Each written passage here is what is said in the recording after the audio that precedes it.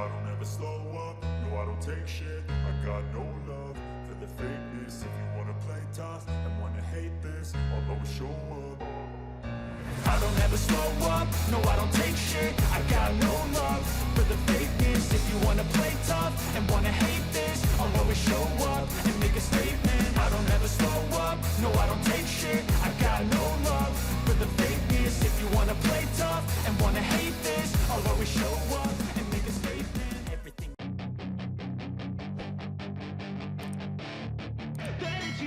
Marc Marquez ungkap perbedaan motor MotoGP dulu dan kini. Sang pembalap Repsol Honda menggarisbawahi teknologi motor zaman dulu yang semuanya harus manual. Meski belum mencapai usia 30 tahun, namun Marc Marquez terhitung sebagai rider veteran, sebab dia sudah mulai membalap di kelas teratas MotoGP sejak 2013 silam. Dia merupakan raja di MotoGP hingga mengganggu dominasi Valentino Rossi di masa lalu. Namun, kini The Baby Alien sudah jarang bersaing di depan.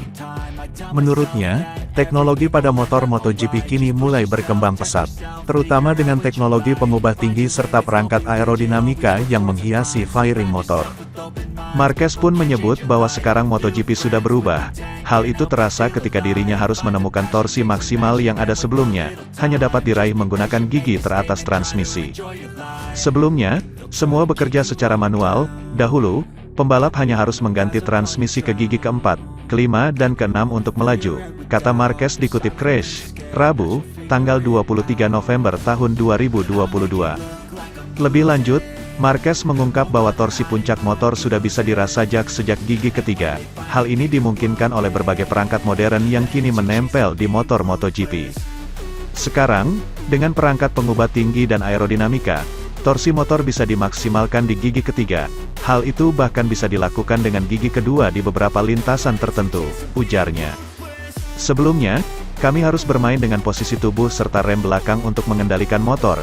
Semua berjalan manual. Sekarang, motor terasa seperti Moto3 dan cukup melaju, tutur Marquez. Sementara itu, mendarat di urutan ke-8 MotoGP 2022, Johann Zarco tentu sedikit kecewa. Pembalap Pramac Racing mengaku mengalami hambatan teknis dengan Ducati. Namun, ia yakin hanya memiliki satu kotak tersisa bisa centang untuk mengambil langkah terakhir dan bergabung dengan klan pemenang. Untuk pertama kalinya sejak bergabung dengan pabrikan Italia, rapor Johann Zarco agak menurun. Tentu saja, ia punya banyak alasan untuk marah karena kegagalan tersebut. Stabil di urutan ke-6 antara musim 2017 dan 2018 bersama Terry Yamaha, pembalap Prancis itu kemudian melihat karirnya mengalami jeda besar pada tahun ketiganya bersama KTM. Baru beberapa bulan, ia meminta perceraian lebih awal dan pindah ke LCR. Ini seperti periode rekonstruksi. Pada 2020, Zarco kembali naik podium dan menempati peringkat ke-13 dalam kejuaraan bersama Avintia Ducati. Setelah itu, ia bergabung dengan Pramac dan masuk 5 besar untuk pertama kalinya. Tahun ini, Zarco memainkan peran utama, terutama selama paruh pertama.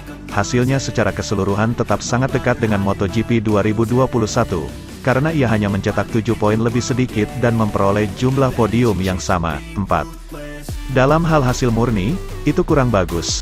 Zarco berkata kepada motorsport.com, rider senior tersebut sudah mengevaluasi kelebihan dan kelemahan. Ia menemukan satu penghalang besar.